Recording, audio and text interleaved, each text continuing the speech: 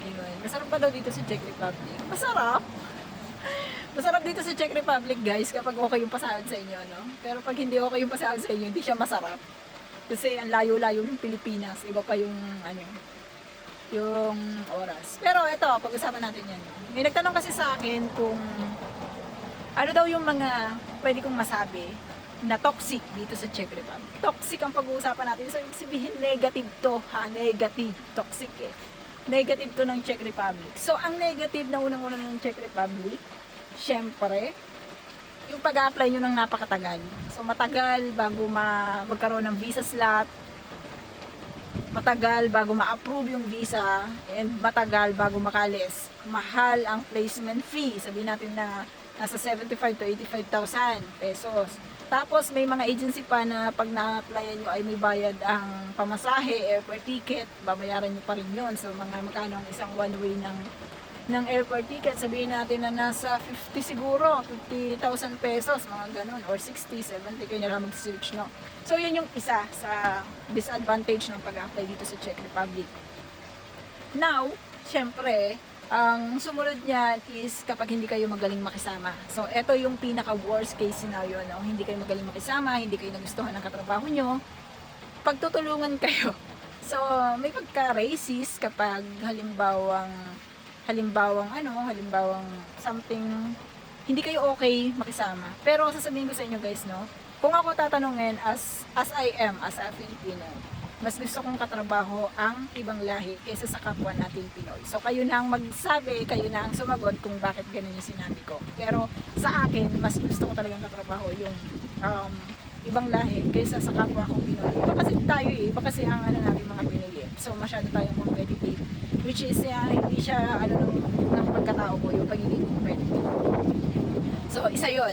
And then ano po bang disadvantage ng pag-apply nyo dito? At disadvantage yung oras. Ang hirap, 6 hours, 7 hours. Tapos ito, pag gantong spring pa, ganyan, malamig, ganun. Mahaba ang taglamig kasi dito eh. Halos nasa 8 months ang taglamig dito guys. Imagine mo ngayon, spring na, anong month na ngayon? April na, magkakatapusan na ngayon. Pero tingnan nyo naman yung jacket ko, no? Tututusin, spring na, malamig pa rin siya. So, ilang degrees, ganyan. So, medyo malamig pa rin talaga. Naka-jacket ka pa rin. Kaya mga, nilalamig na nga ako, naka-jacket pa rin. So, isa rin yun sa disadvantage ng pag-apply nyo dito. And ang isa pa disadvantage is, yung pag-uwi nyo ng Pilipinas, medyo mahal talaga guys ang pamasahe pag umuwi tayo ng Pilipinas. Tapos hindi pa kayo free yung pag-uwi nyo. Sobra ang hirap. Kasi handa ka talaga sa pamasahe pa lang. Sabihin natin na less 100, siguro mga 80 or 70,000 pesos. Hindi ko alam ngayon kasi ngayon ay tumaas yung mga gas natin. So hindi ko sure kung ganyan pa rin yung pricing. Pero nung umuwi ako dati sa Pilipinas, nasa 63,000 pesos. October 20... Kailan ba ako umuwi? September 2025 yun. So, September 2025 pa yun. So, nasa 63. Pamasahe ko pa lang yun sa aeroplano. So, yan yung mga case basis na tayo ay disadvantage talaga dito sa Czech Republic. Syempre, ano pa bang mga disadvantage? Disadvantage kung hindi kayo mahilig sa lakad ng lakad, marami po dito ang lakarin sa trabaho. So, hindi ko sinasabing lahat, pero majority ng mga trabaho dito is more on buhat and more on lakad. Although kayo ay nasa factory, pero yun talaga yung parang nila dito. Kasi sa atin, kapag inspection, nakaupo, ganyan. Tapos meron talaga nakadesignated na upuan. Dito po is hindi uso ang upuan. Kasi makakaupo ka lang pag break time. So sa amin hindi ko alam doon sa iba. So ito naman ay sa akin. So vlog ko naman to. So ako yung masusunod dito kung ano yung gusto kong sabihin, di ba? So ano pa ba? Yun pa, medyo malayo ang galaan. So kagaya ko na nasa province. So medyo malayo, 2 hours away, ganyan. And yung palitan din namin is hindi rin ganun kalaki. Buti nga ngayon medyo malaki din. Kasi ngayon 2.91. Nung dumating ako dito, I think nasa 2.32 lang yan eh. 4 years ago. So 2022 kasi ako dumating dito. So ano pa bang mga kakaiba? So yun lang, mahirap maglaba kasi yung natin, winter natin, yun ganun. Tapos ang laki na expectation kapag nandito ka sa Czech Republic kasi iniisip nila euro yung pera. Ang laki na expectation nila, akala nila sumasahod ka ng 100,000, which is hindi naman siya true.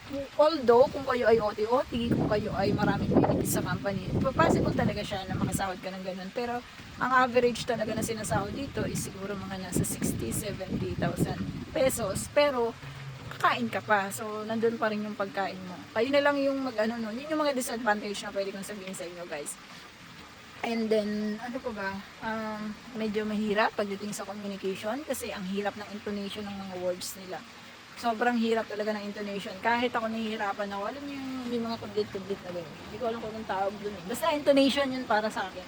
So yun, disadvantage din yun sa akin. Kasi, medyo mahirap. So, ano pa ba? Mahirap din dito pagdating sa part-time.